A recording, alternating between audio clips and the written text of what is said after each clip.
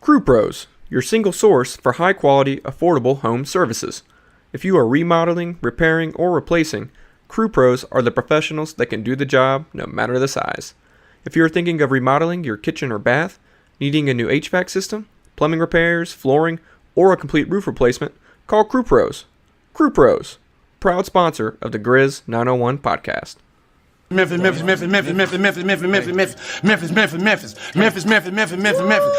Memphis. Everywhere we go, it's Memphis. Memphis, Tennessee, the beautiful land in the world. And I'm thankful for this guy who tweeted and said I don't have that fire in my eye no more. That game right there was for him. That's what I do. I prove people wrong each and every night, and that's for him right there. Hi, this is Tom Izzo at Michigan State, and you're listening to Grizz 901. What up, Grizz Nation, and welcome back to another episode of Grizz 901. We are hosted by Zach Jaworski State Farm, where they treat you like family. You're welcome, everybody. You're welcome for going 3 wide. I am your host, Daniel Greer. We have our other host with us, Ryan Meadows. What's up, Ryan? Doing fine. At a job site, so didn't want to bless everybody with the horrible image of me in work clothes. So you get me in the dark again. He's always in the dark, but we're going 3 wide, so we got our third musketeer. What's up, Nate? I'm just here so I don't get fined. What a fun week it's been. We kind of feel a little bit about Grizzlies basketball it's finally here, right? Like, I think that we actually might be on the cusp of having basketball in our lives again, and I can't wait. But Grizzlies Media Day, it was fun. It was a chance for Ryan and I to rub elbows with other people within the media, but it gave us a chance to finally be on the inside of what it is to be a media member and to kind of cover the Grizzlies. I know I talked to Ryan, briefly about it after the whole thing, and it was fun. It was an experience, and it was well worth the effort and the trying to get in on the inside. So I want to give a shout out to the PR team and the communications team with the Grizzlies, because honestly, they're doing great things over there, and what they did on Grizz Media Day. From all accounts, would be from the Grizzlies, like from their account, from like Grind City Media, who covers it as well. It was a spectacular show, and honestly, other fan bases have talked about it. So we want to talk a little bit more in depth about it. And so Ryan and I were there, so we're going to give a little bit of insight on what we saw and what kind of came out of it. And Nathan, as he always does, he's joining me now, but he's going to be pretty much the fan. He's going to be able to ask questions maybe that other fans are, wondering or maybe picking our brain. And so if you have anything, feel free to hit it in the chat. We'll be able to go ahead and answer any questions you have. But let's go ahead and get into it. Ryan, the first thing I'm going to ask you, what was your favorite moment of the entire day? Anything involving Steven Adams was a pure delight. Because, this was our first time, and it was a really cool experience, but we knew we weren't going to get any real answers from anybody, right? And everybody was kind of toeing the line around, speaking whatever. And then there's guys that come in who don't really care. No one cares about media people, let's be honest. If you're a professional athlete, you don't care about us, and I don't blame you 1 second. But Steven Adams really didn't care. But it was like in a fun, joking, like, I don't care, mate. Like, I like a mate counter, he probably was at 150 times he said it.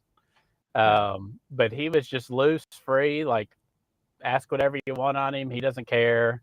He's going to give you whatever answer. So, of course, he was the highlight for sure, for me anyways. Yeah, he was probably my highlight as well. And it was funny, like, one of the things that somebody asked him is, so what have you been working on in the off season? He was like, well, I've been trying to get a 6-pack.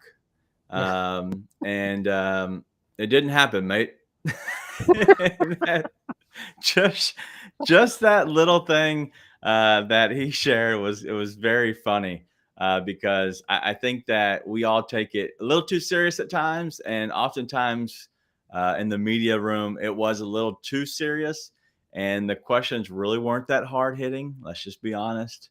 And they weren't too, I guess, narrowing in and zeroing in on real questions that would produce real answers. And so that was a treat. It was good though to catch him. I wish Steven would have been later in the day. I wish he'd have been midway through, because I think we got him after Kleiman, Jenkins, and someone else, and then it was then it was Steven Adams. So he was very early in the day. And probably so because he's probably one of the vets that want to get him in there early. But Nathan, you're on the outside looking in. So you saw it from, I guess, all accounts. You were watching our feed, but also you're seeing the rest of Grizz Twitter, but, what's happening off of the Grizzlies in general. So what was your favorite moment or anything that kind of stood out to you?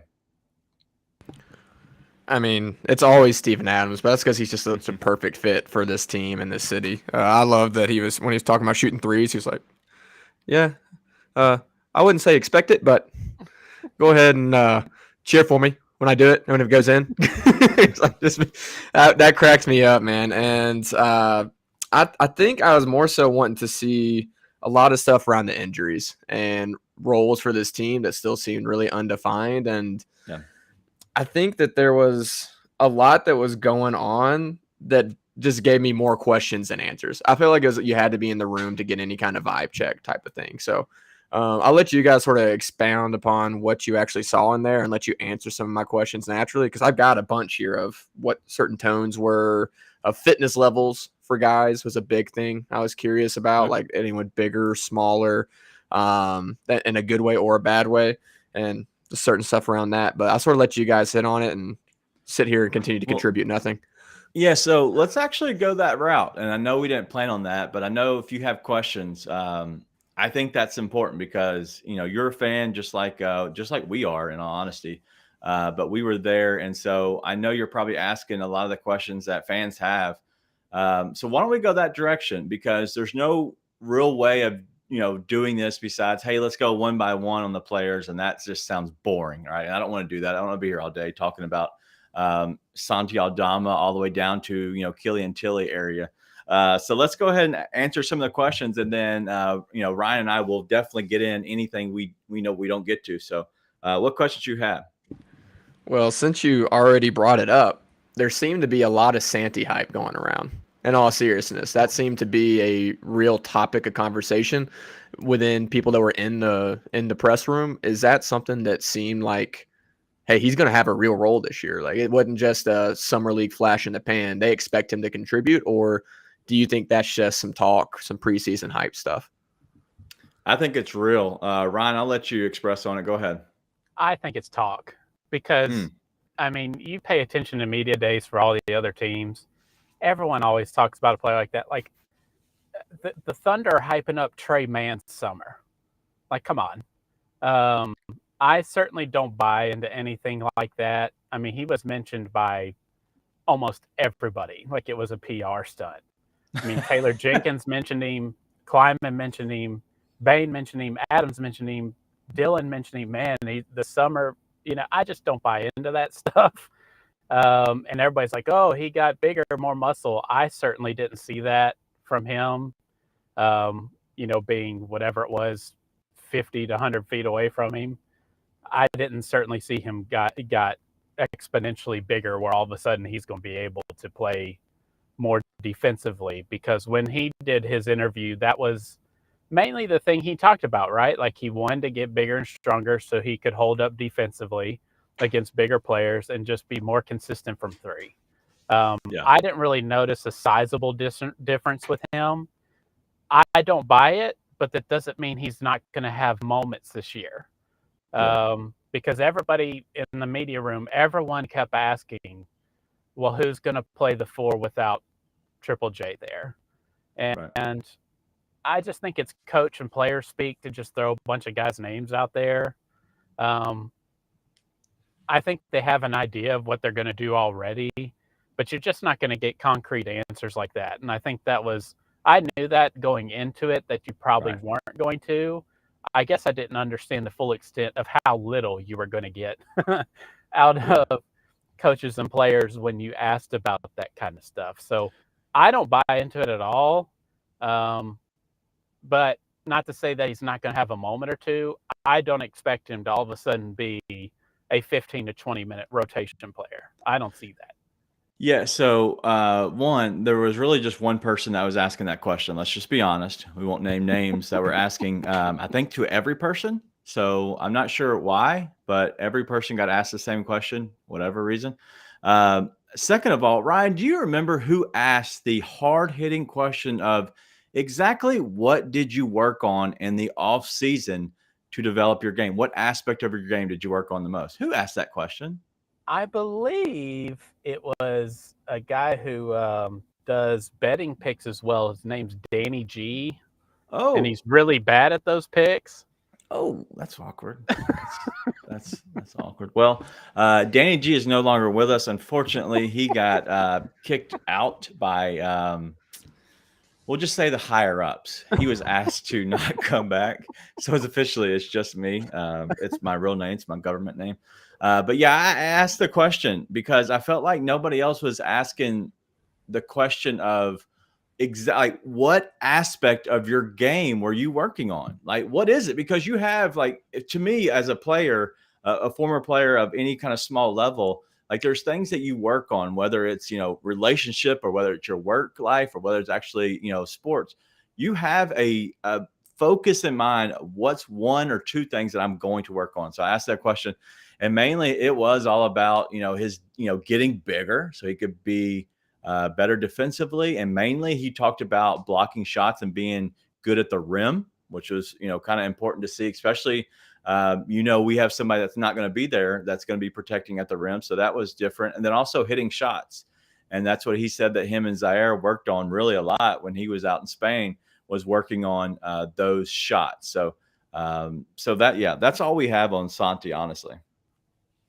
No, that's fair. And after the summer league stuff, it makes sense that he could develop, right, where he gets real minutes, Right. especially with Jaren out to start the year. But you just never know if, like Ryan says, that's coach speak, right? Yeah. Or if they're really going to fill in with BC, Tillman, the guys who they've gone to in the past. But speaking of Jaren being out, that was the next question I had, was the Jaren and Danny Green injuries. So obviously Danny Green's going to be out for the foreseeable future. His injury is much more serious, going to be much more long-term, but he's getting shots up in practice already. So with Jaren and Danny, mainly Jaren, obviously, because of how important he is to this team and the way they play, was there any ability to get a sense of, hey, these guys are going to be back sooner than we think, later than we think? Because we've got some mixed signals between Coach Jenkins and Jaren really within 24 hours of each other via Jenkins' interview. I believe it was, I'm not sure who it was with. It may have been Vernon. It was somebody. It was Grind City, somebody. I think it was Jessica Benson. It was Jessica Benson earlier in the day. And then Jaren had tweeted out, hey, or on Instagram, I'm going to be back sooner than you think. Right. Were you able to get any kind of gist of where that was actually going, being in the room? Did it seem like Jaren's like primed, ready to go, or no? Yeah. So mainly the first thing Jaren said is somebody asked him, he's like, you saw me walk in here. I didn't have a limp. That was the main comment that he had on that. I don't know. I don't really have a timetable set in mind. I've always said December 1st is kind of ideal for me. And me and Ryan spoke on that in the last podcast that came out on Monday. But the Danny Green thing, he is climbing. He said that Danny Green will play regular season minutes. Like, so he will be back in the regular season. Now, what does that mean? I don't know. I have my opinion on that. So, Ryan, do you want to hit on that any further on what you think? Yeah, I think Danny's mid-season. I would expect him maybe mid to late January, if I'm guessing. No. And I mean, he might hold him out after All-Star break. I'm not sure, Yes. But I would think they would want to get a decent chunk of minutes for him before they just throw him into the playoffs. If we're in that picture. But I thought Danny's was one of the more interesting interviews, besides everybody calling him old without calling him old. because I'm more like Daniel's the conversational guy. Like he's the sales rep. He can rub shoulders with people. I'm more of an observer. And I like to watch first and then kind of react. And Daniel can just like make friends with somebody right away. So Daniel's strong suit is that, and I kind of have to be introduced and then I'm fine. Like that's just kind of my personality. So what I got most out of this whole thing was just observing certain players because you just don't get the general feel, just from little clips of interviews. Like you really get I got a much better sense about players from being in the same room, hear them respond to questions and how they reacted to stuff. And Danny Green's was, I thought, pretty telling. Like he was happy to be there. He knows Taylor from before. But the biggest thing he kept bringing up was maturity, which is interesting because that is, I mean, certainly they're younger players who are uber confident and should be, being a 2 seed in the West. No one expected that. But he kept bringing it back to this sense of maturity that he's trying to help instill among this younger group. So I thought that was kind of interesting. I definitely think Danny Green's going to play. I'm not sure in what capacity. I would assume it's in a bench type role. I certainly wouldn't think that he would start unless there's some other devastating injury to the top 5 or 6 players. But Jaren was just kind of like, y'all are going to be happy, and wouldn't really give any more than that. So Kleiman had said that he's on track. He's not ahead of schedule. We're not going to rush him back if he's not 100%. So I think the original timeline for that was like December or the 1st of January was like the original thing. But everything that's come out since from other people is that it's not serious. It's not as big a deal as people are making it. And all indication from Jaren was that we're going to like when he comes back. So there's plenty of theories and guesses on what that is. But my indication from the way he was talking is that this guy might be back by week 2 or 3 of the NBA season. Like the way he was kind of talking and reacting to questions that were asked to him about his return. Yeah. All right. So let me hit on that real quick. So yes, I think that he is able to be an NBA player in 3 weeks, right? After the season starts. We know this Grizzlies like front office and we know who they are. They want you to be ready to play. And then for the next 2 weeks, they're going to just double check. Like there is no way he is playing before like the middle of November. Like I know that he would be missing, let's just say he misses 20 games. I think really like that's realistic. Like we were saying he might be back by Christmas. And now we're saying that he's going to be back mid-November. Like I don't see our front office like allowing that to happen. So yeah, I don't think there's any way at all that he comes back. And I'll do a hot take.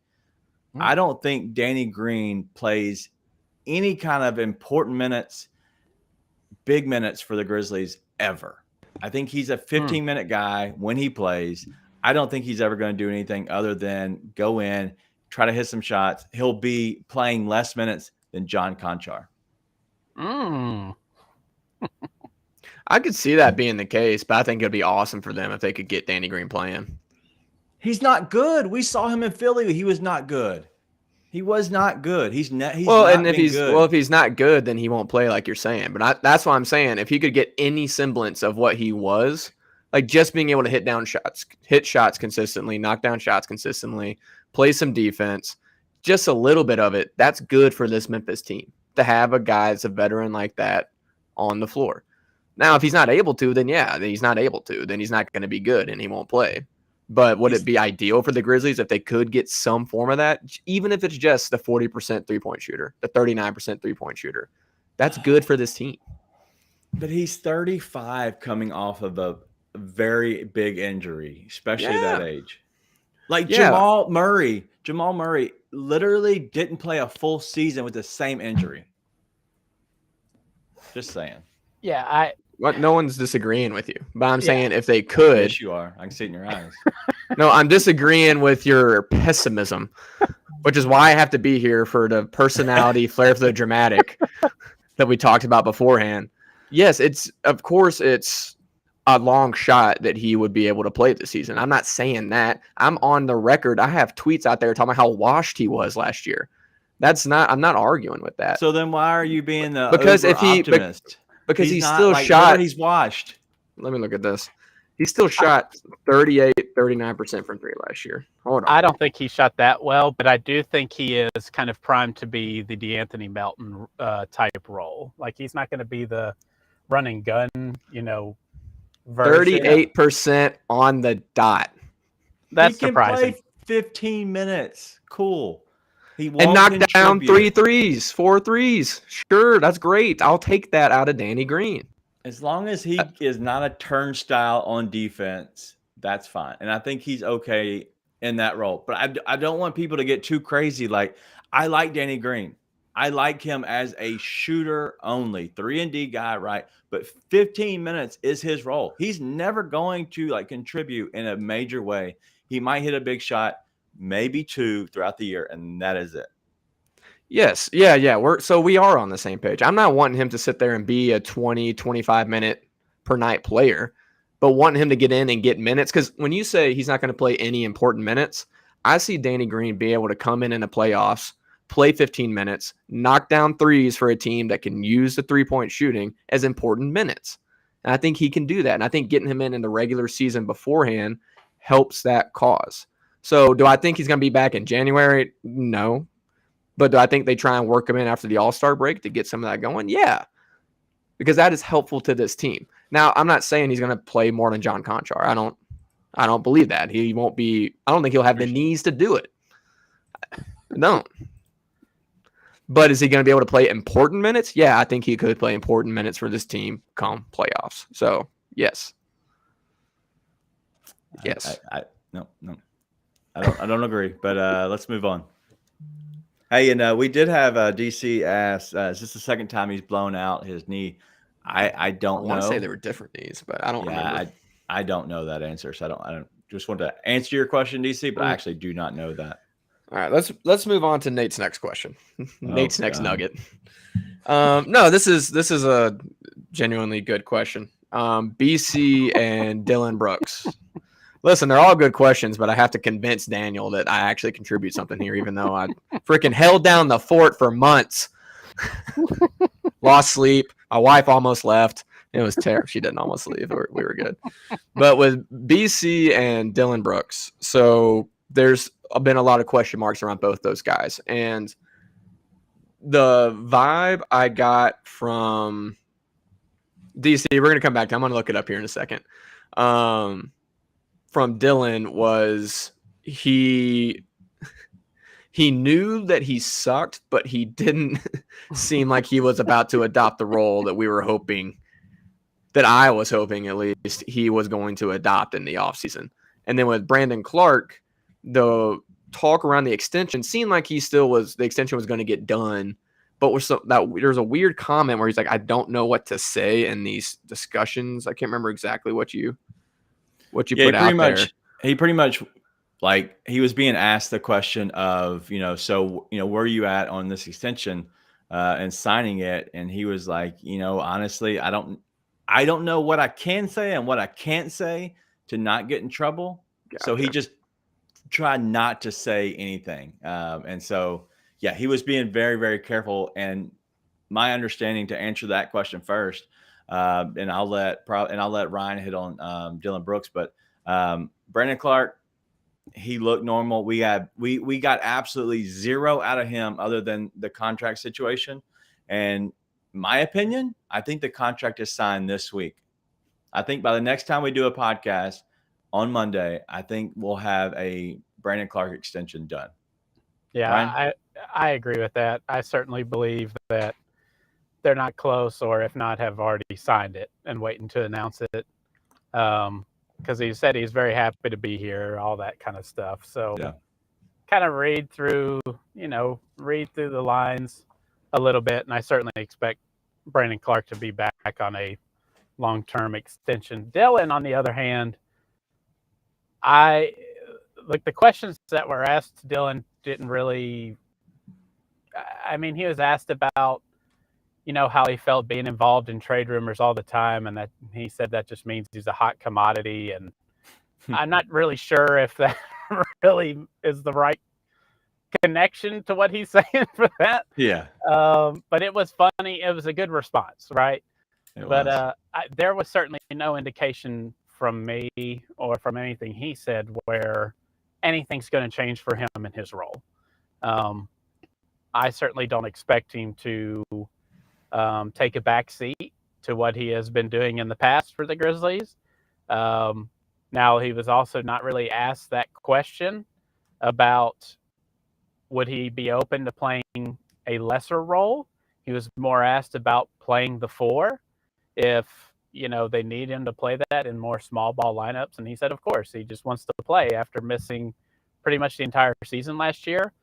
But besides that, I got no indication that he plans to play a different role or to just be a corner spot shooter. I think you're getting the same Dylan Brooks that we've seen for the past 5 seasons, whatever it is now.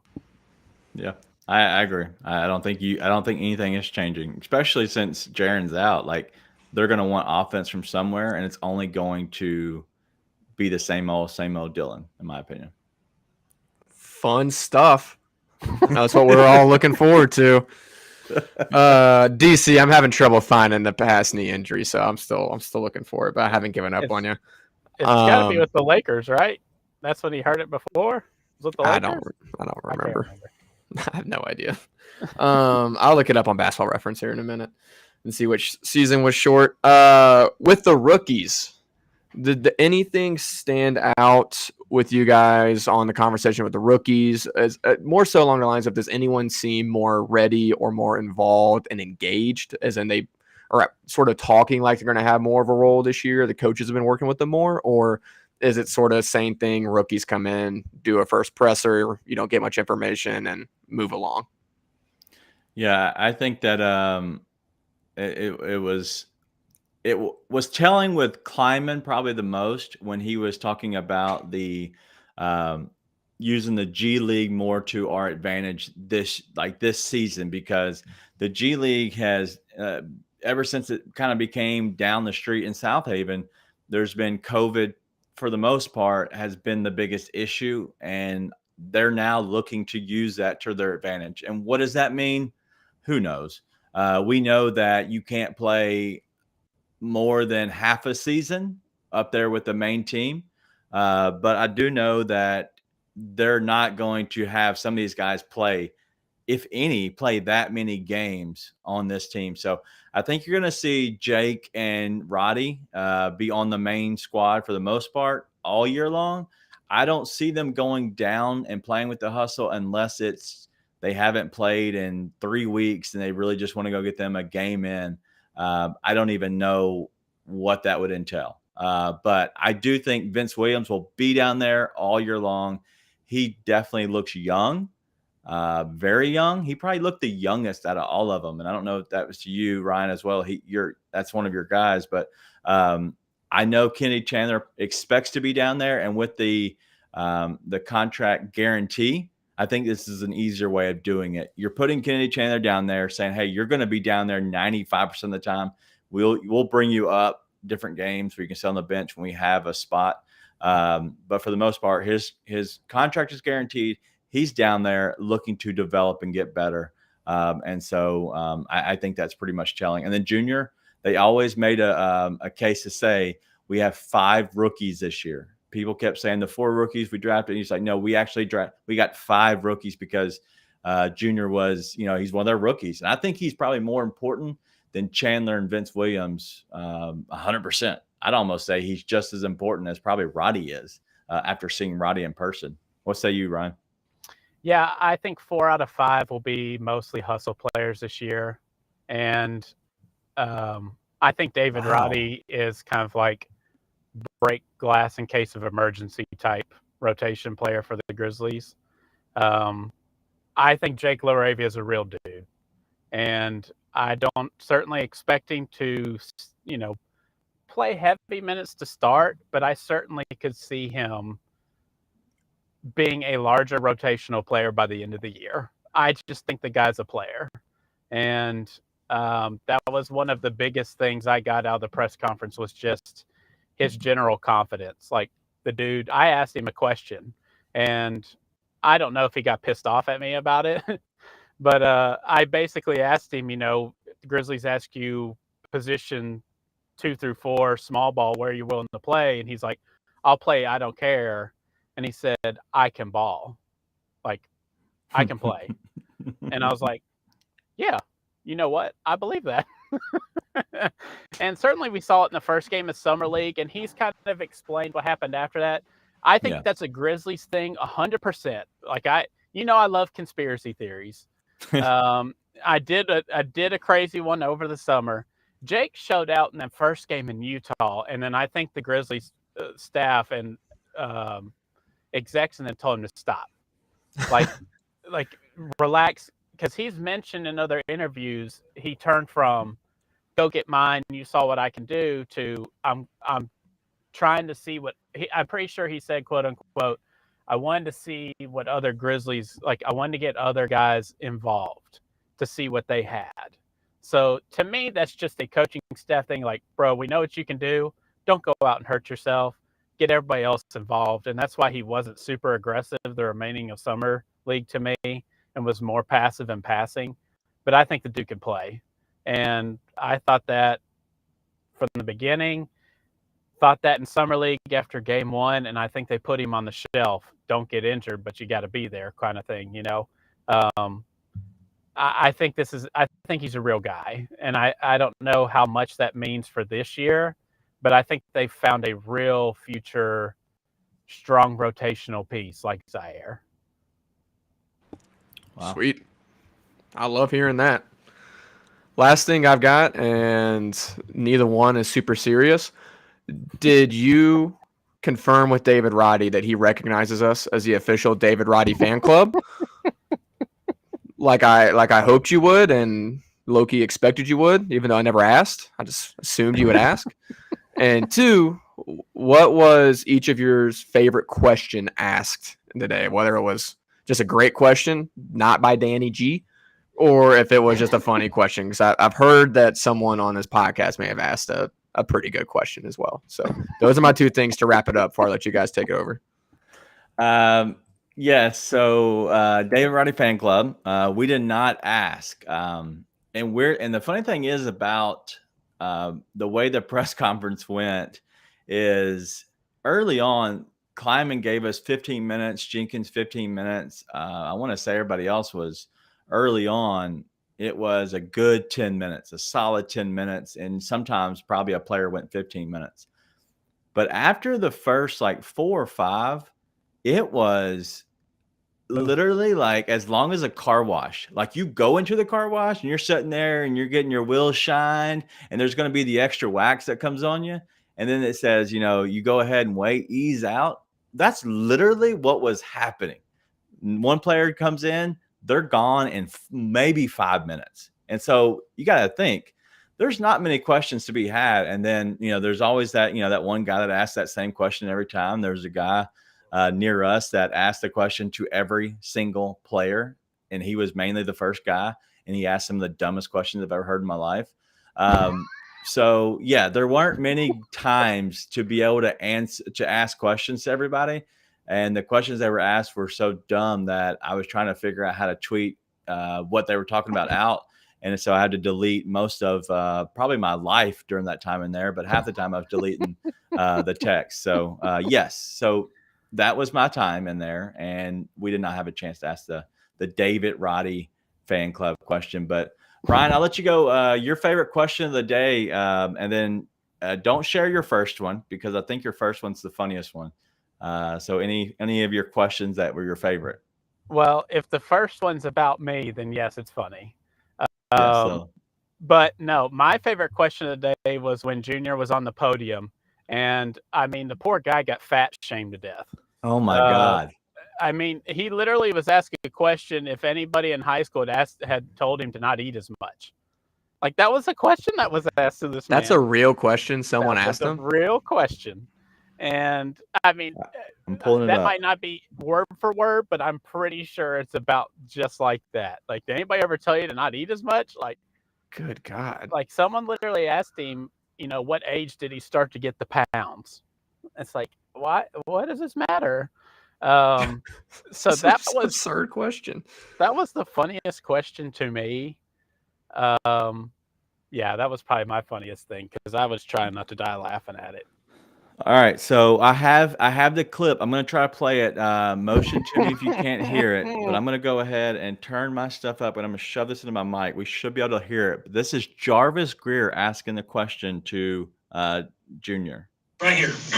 So obviously you're a big dude. You come from a line of big people, and your game is a big boy game. Tell us a little bit about how you developed that. Did the body come first? Did the game come first? Which one? Well, up in high school, I wasn't that tall. I was only about like 6'2". Going into my senior year, I grew to about like 6'6". They're trying to explain themselves. Ever since I was playing point guard in high school. Wait for the next question. All 4 of my years played point guard, and just mainly did everything. Got to college, and my coach was just hollering about I need a 4 and a 5, and need somebody to play. And I was like, Coach, I'll play. No worries. And I just knew post moves, so I just did them, and I just adjusted to the game and just added everything I had, and just put it in one bag and used it. When did the pounds come? I'll say.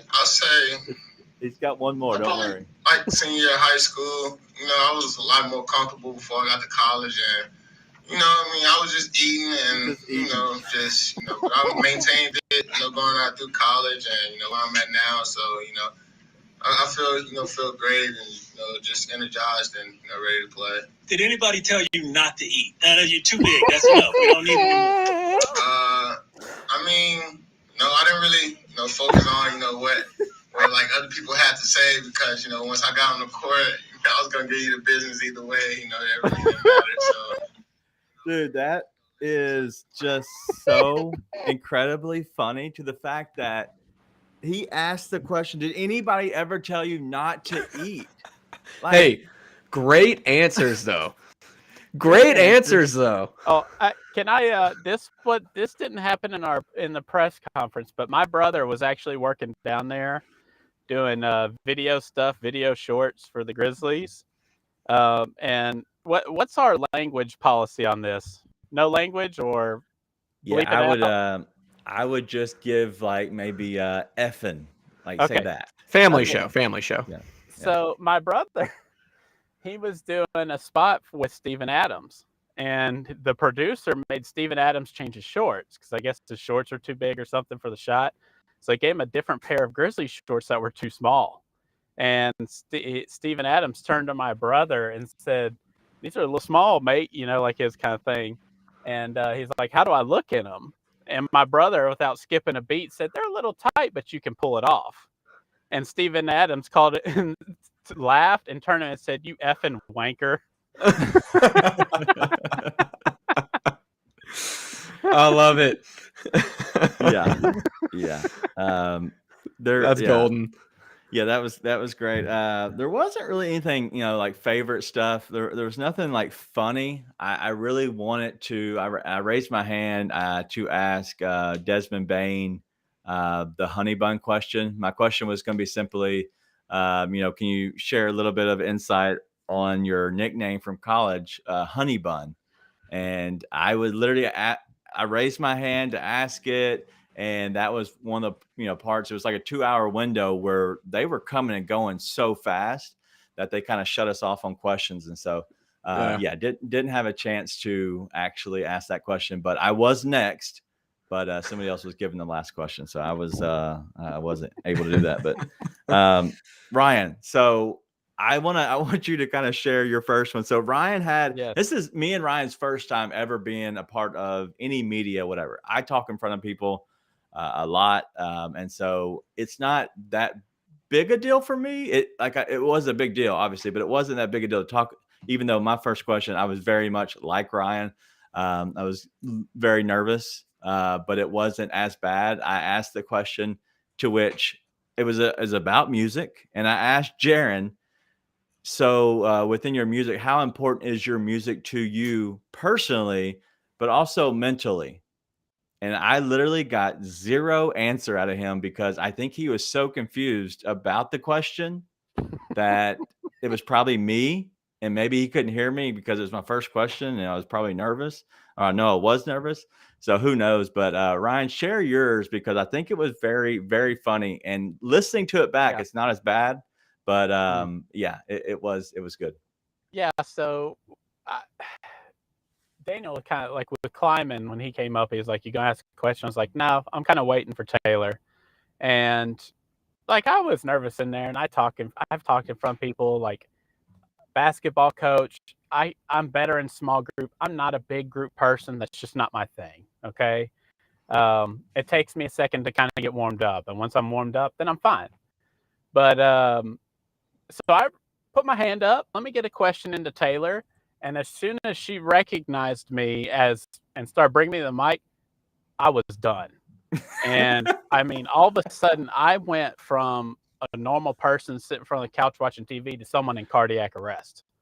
And I tell you what, man, I could not hit my ears. Like I went deaf. Like all I could hear was my heartbeat. And it's just one of those things. Like I have a social anxiety problem. That's just what it is until I get, until I do it once and then I feel comfortable and I'm fine. But that initial thing, it's every time I do something that's brand new, it happens every time the first time I do it. So she handed me that mic and like, I probably looked like I had the shakes, dude. So then finally it was my turn and I asked Taylor the question, and I knew as soon as I started talking, my voice was done. But instead of taking the second to like clear my throat out and then be fine, my mind's just like, keep pushing. So it felt shaky to me, but I thought I had a good question. But the question was basically, how important is it for you to start, hot to the season with 6 of the first 8 being on the road? And does that mean that there'll be a more minutes load on the top rotation, or do you still plan on employing, a 10 to 12 man rotation, kind of restricting minutes? Which I know is probably too deep of a question for a press conference like that, but I'm interested to see what they'll say to it. And I basically got the coach speak answer, which I don't remember most of it because I basically blacked out. But I haven't listened back what his answer was from when Daniel recorded it, but it was just like, ask my question. I could feel my voice break and it was like gargly, but my mind was just like push through. And so I just kept asking the question and could not hand that mic back fast enough. And then just kind of took me 30 minutes to quit having heart palpitations.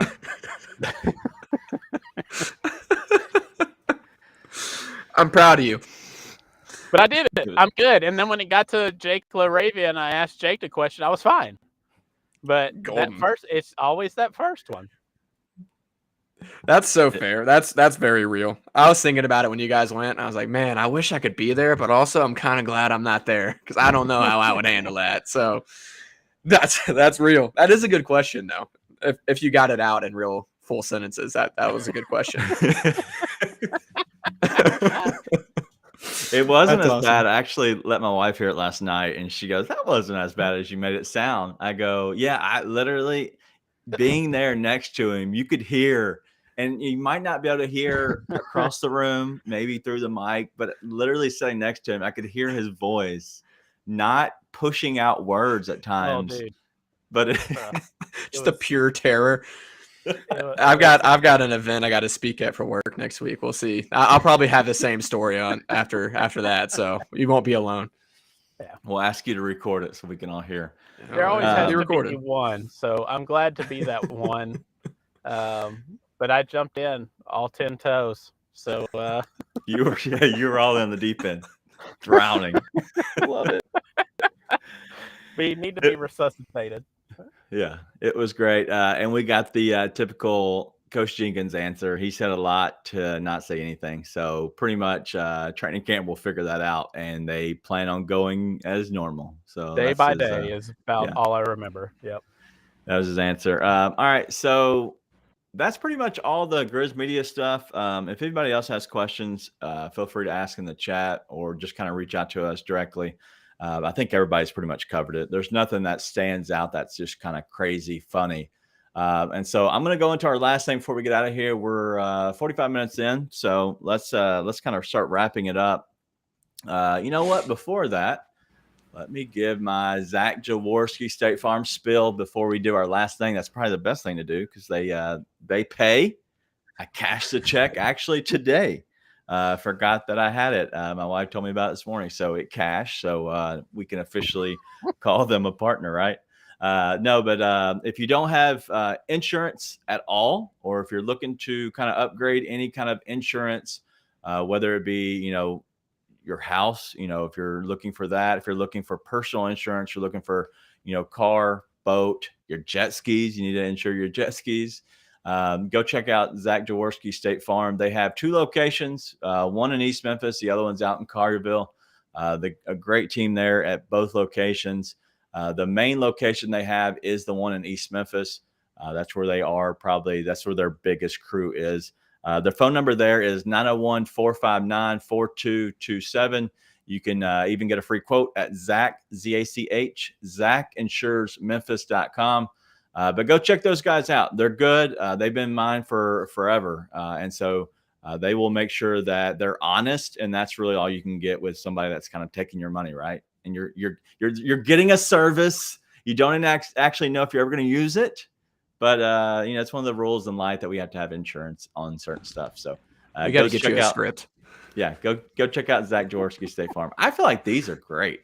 No matter how bad it is, I feel like they're probably going to be known the most because they're so bad. Like Daniel said, they don't suck. They don't suck. So if you want to trust somebody with your insurance, you want someone that doesn't suck. Yep, and I don't think they suck. So speaking of not sucking, who's not going to suck at training camp? Oh, Family show, guys. Danny G, get out of here. Bring Daniel back.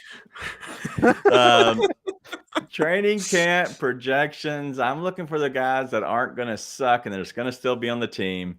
I think that we're going to obviously have the normal crew. I don't think there's going to be any surprises. Nathan, for you, any surprises that comes out of training camp that you can kind of foresee? No, I mean, I think the one that has the best chance is what we talked about a little bit earlier, Santee coming out and really showing out and having a real role.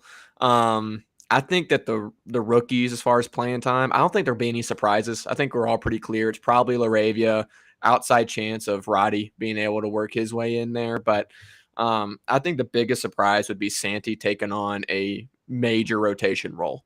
And that's the one that has a real chance of pushing through. Outside of that, I think we're pretty clear on everything. I don't think there's a ton of question marks around the team. Ryan? Yeah, I'm most interested in John Conchar, what he looks like and what his rotation spot is. Because, I mean, I love a guy that spits out stats, and he mentioned that he only attempted 1.8 threes a game last year. Yeah. So by all indication, mentioning that in your own press conference, this man plans on firing. So I'm very interested to see is he now the guy that steps in DeAnthony Melton's role? And he's the 4 or 5 3 attempts a game in that kind of run and gun position that DeAnthony Melton was. And if so, I'll be looking at a lot of props to play on John Conchar over. So I think a lot of my press conference stuff was finding out little nuggets I can use in in a gambling sense. 100%. I don't expect there to be a lot of John Conchar over 0.5 threes lines out there, but if there is, I will be hammering them until I go broke. But that was my indication that Conchar is going to have a little bit larger role. And he's going to be much more active, and he's going to be pursuing more shots, more threes specifically. Yeah, he talked about signing that new deal with Nike, and that he wasn't sure if he was going to be able to wear Crocs anymore because that's kind of his thing. Because they both offer shoes, and so he wasn't sure if he could do Crocs. But he did make a point to say that I will be shooting more, and so I'm kind of interested. Something else I'm interested in seeing is I guess a battle is I'm looking for the backup five. And I think that's going to be Xavier Tillman and Santi Aldama. And I've already wrote down my projections on who I expect to play and be in the 10-man rotation because I believe that Taylor is going to do a 10-man rotation no matter what. Like he's going to have his 10. I don't think there's going to be more than that. I don't think he ever goes into more than that unless for some reason he's playing somebody 8 minutes the first half, somebody 8 minutes the second half.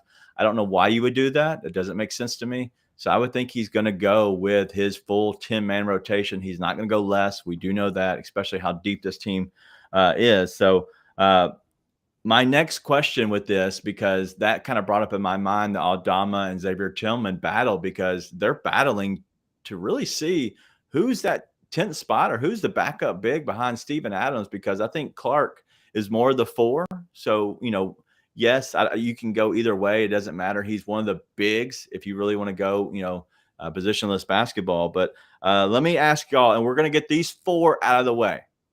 Ja, Bane, Brooks, Adams, right? Starters. Okay. So give me your next 6 guys. I would imagine we can probably all agree that Zaire is in that, right? So he's probably starting or coming off the bench. Tyus Jones, Brandon Clark. Okay. That gives us 7. Is everybody in agreement that we have those 7 guys playing considerable minutes? Definitely. I got Zaire starting while Jaren's out. Right. All right. So that's 7, right? So we got 7. So give me your other 3 guys that you see playing. Obviously, Jaren is out, so we're not including him. Jaren will obviously fill a position. Whoever's in that will be moved down, and then somebody moved out. And I think that figures itself out in a month of games. So give me your next 3 guys. Nathan, go first. I've got Conchar all but a lock to be in there, especially while Jaren's out. It just makes sense. And I really think year long, unless you have someone like Roddy really come along that pushes him for that spot. So I'll have Conchar. We already got BC in there. And then I'll throw in probably Laravia. Because in that second unit, let's say Zaire's starting. You got Tyus, 1, Conchar, 2. Then I would say Laravia, 3, BC 4, unless they decide to go super small, in which case you would throw maybe like a Roddy in at the 4 and then have BC at the 5. But I would say Laravia 3, BC 4, and then that same battle, Tillman or Aldama at the 5. And I lean towards, I'll say Aldama at the 5. I think he has a chance to really play. So hold on, because he has the upside. This is officially the David Roddy fan club. You don't have David Roddy being in the 10-man rotation. I'm not saying I think it's the right call. I'm asking you your question. If you were the boss, you're doing this. Who do you have? I need 3 guys. I put Laravia in. So you have Conchar, Laravia, and who else? Say Aldama. Okay. Ryan? Yeah, I have Conchar, Jake, and I have Tillman. I certainly think Santi will get his chances. I think Xavier and Santi could be interchanged based on the matchup. If they need somebody that's a little bit bigger body to go against backup 4s and 5s or whatever, then Xavier gets the spot. I think it's more matchup based between those 2, but I certainly think Xavier is higher up on the ladder of getting playing minutes than what Santi is. Yeah, I'm curious how this all goes, especially the first game is Saturday. This upcoming Saturday against the Bucks. It's an away game, it's a preseason game, so nothing to freak out about. I would imagine that we're going to see the 5 starters play. I don't know why, unless somebody's kind of held back from some kind of injury. But I think you're going to see them go with, your main guys, and you're probably going to play maybe a quarter or so. So I'm not sure exactly if we get any telltale signs just yet, but I think it's going to be important to see who the first people are off the bench. I think you're going to still see, Tyus and, Conchar. And so I'm curious, if it is Conchar, Jake, and Aldama, I'm very curious with that. And I think the only way that maybe that happens and there's no like buzz around it is because Xavier Tillman, from my understanding, was sick during the media day. So he was not around at all. He did some pictures the prior day or 2 days prior. There wasn't much talk about it. They did not make an announcement. I'm guessing it's probably COVID related, or if it just could be any sickness. But usually when there's no comment about it, it's usually COVID related. Because that's obviously a pressing issue. But I'm going to join you, Nate. I wrote down Conchar, Jake, and Aldama. I just don't see Tillman really being in there. I think Tillman is fine. I just think they're going to go with upside. And I think Tillman's the security blanket. I think he's good, not great. I think he's a guy that you can have as a backup. You don't pay a lot of money, and he's your 11th to 13th guy. And you're okay with that. So exactly. I think Tillman's 11. He's a perfect 11 guy, go to in an emergency spot, but you're going to go with a guy who you think can fit more with the overall scheme of what you want to do with the huge upside. So I'm with you on that. Yeah, that's all I got. Nathan, what else do you have? Yeah. So I do want to ask just on the David Roddy thing, because I do think Roddy has a chance to push maybe Conchar for that spot. I don't think he will really push him out of it, but I think that's his best chance to play. But what do you guys think, as the official David Roddy fan club, is his best chance of getting on the floor this year? Because I saw a lot in Summer League I really liked. It's hard for me to push anybody out of the lineup right now to fit that spot for him, unless he was out playing Jake, which, based on what you guys have been saying and the vibe you got from the press conference, doesn't seem like that's going to be the case. So what would you guys think is the best chance for him to play this year? Because I would say it's either pushing Conchar for that 2 spot, or if the Grizzlies decide to go small and play BC at the 5. Go ahead, Ryan. The only way he plays, I think, real minutes is if there's injury. I just don't foresee him overtaking some of these guys. Based on what we see in Summer League, I think he's going to need time. So I think the only real way that he gets real minutes, not just garbage time minutes, is if there's significant cluster injuries to the guys ahead. Yeah, I agree. And I'm on record. Yes, I do like David Roddy, and I do embrace the David Roddy fan club. But to say I've seen it, Nathan, I have not seen it. I think it's there. I think there's something brewing. I haven't seen it with David Roddy. But I also go back to, asking the question, like, can David Roddy out rebound John Conchar? I don't believe so.